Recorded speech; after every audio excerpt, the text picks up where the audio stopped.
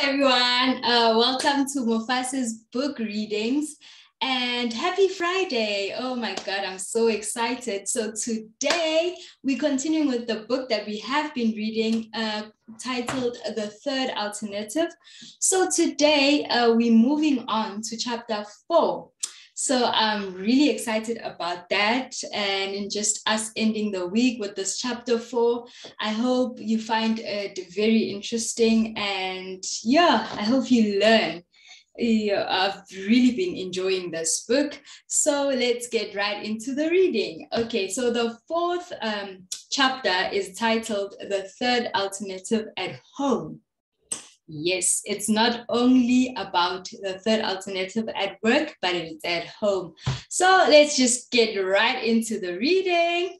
Okay, so I'll read. The third alternative at home.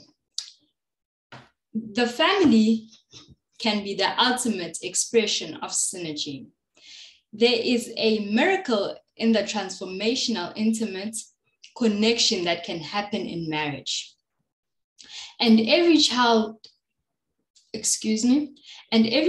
who comes into the world is a third alternative.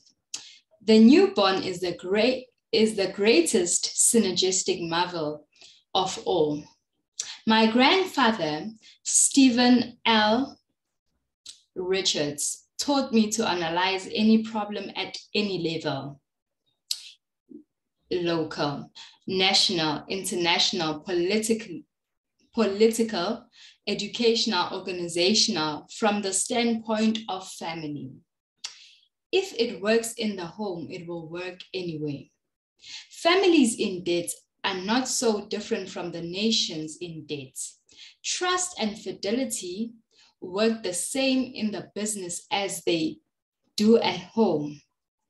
It takes years to build up, seconds to destroy. The problems of society start at home, and so do the solutions. As a husband, father, and grandfather, I am so thrilled with my family. They are the greatest blessing and my greatest joy. To lose respect and intimate connection I enjoy with even one of my family members, I would be my greatest tragedy and my greatest sorrow. People have universal needs. They need to feel safe, appreciated, respected, encouraged, and loved.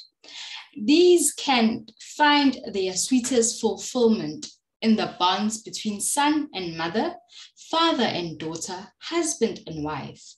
So it's tragic when the family fails to fulfill these needs.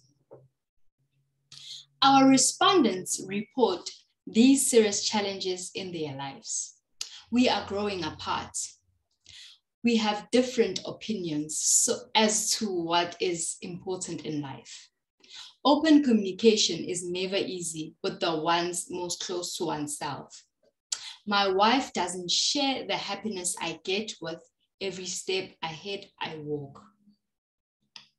I am a single mother, and it has always been a struggle to provide a well-balanced and satisfying lifestyle for my family.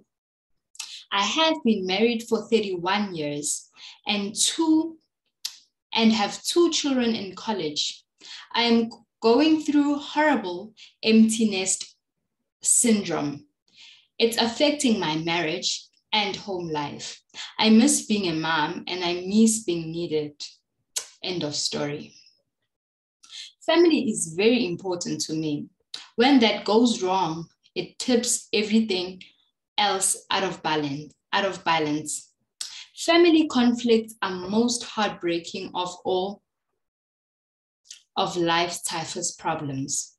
This is a great irony.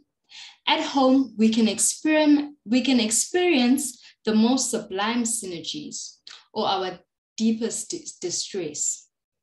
I believe that no success in life can compensate for failure at home. No loss is as profound and painful as the loss of a family member. More parents know the sickening sensation of losing track of a child, even momentarily, when in the marketplace or a crowd, our child disappears for a minute or two, and we hold our breath for an eternity, searching in frenzy until the little one shows up again. For some, the intense pain can last forever. Zainab Selby, founder of Women for Women International, tells of a night in Baghdad when she was a child and woke in terror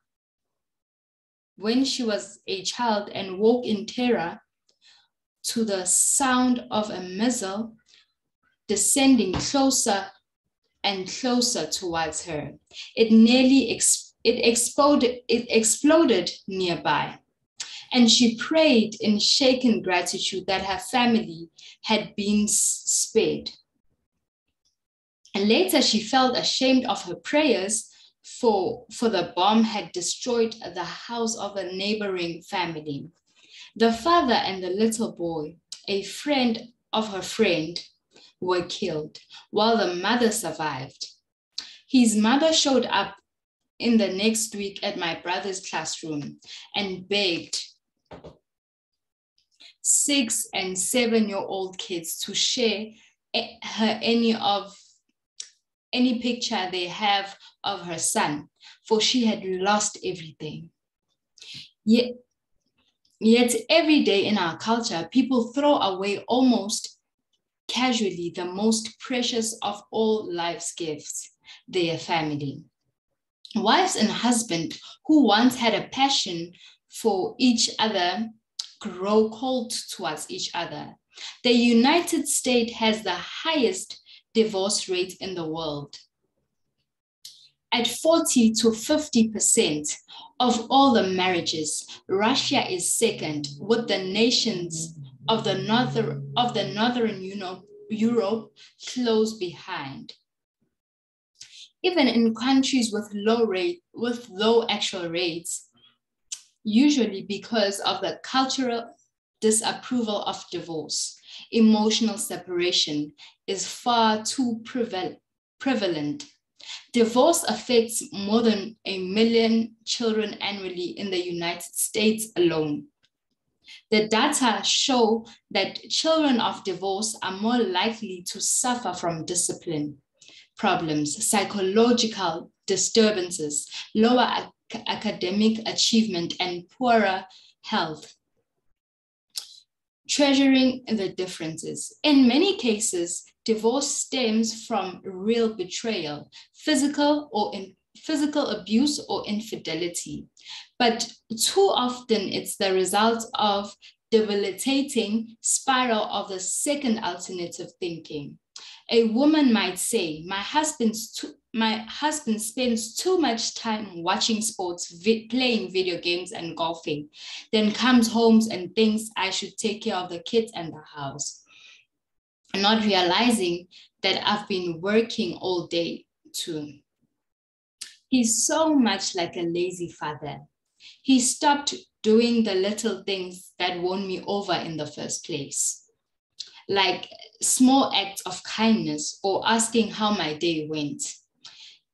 All he wants is sex, and then he wonders why I've checked out of the marriage. A man might say, my wife just wants me for my money and doesn't appreciate how hard I work. She's so busy with the kids that she has no more time for me.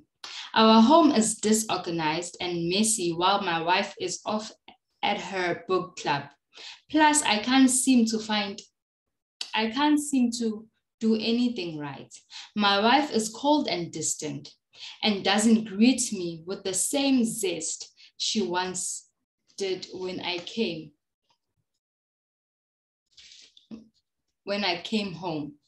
In fact, she doesn't even notice if I come home. I wish her mother would just leave us alone. My wife doesn't look at doesn't look as good as she used to, and doesn't take care of herself anymore. And the women at the office are looking better all the time. With this mindset, or rather this heart set, love turns into profound disrespect. Some marriages morph into spiteful, great debates. Family members become all good or all bad. And it's my side against yours. Psychologists refer to this phenomenon as splitting. The marriage therapist Mark Seychelles observes, in families with borderline dynamics, splitting allows frequent and deadly divide and conquer games. Children often become embroiled in competitive stances between good child and bad child. So the home becomes the battlefield instead of the safe and loving refuge that all children need and deserve. Some families are afflicted by less overt, more nuanced forms of emotional abuse, such as low-level squabbling, nitpicking, and backbiting in a sort of perverse competition to see who can make whom the most miserable. If you loved me, you'd clean that garbage. I work hard all day, and what thanks do I get? They are your children too, you know. The walls go up gradually, almost unnoticeably, until cold silence reigns. If you want to destroy something in life, says the Turkish novelist Elif Shafak, all you need to do is surround it with thick walls.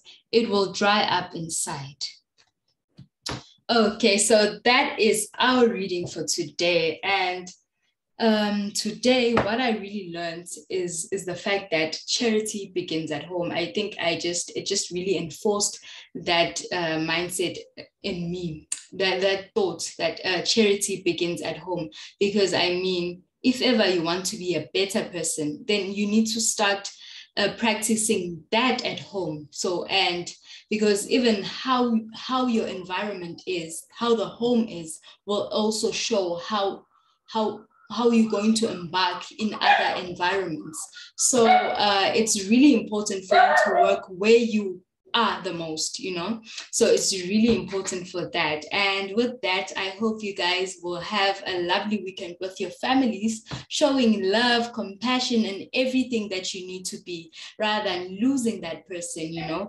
And it's very important for us to tackle problems and just get into them as they begin, before they even go to a phase where there is no fixing anymore. So I hope you guys enjoyed, and I really hope that you're staying motivated through this book, because I think it's just showing us solution. It's just giving us that mind that there is a solution for something, solution at home, solution at work. I hope you enjoyed this, and I will see you next week. Bye.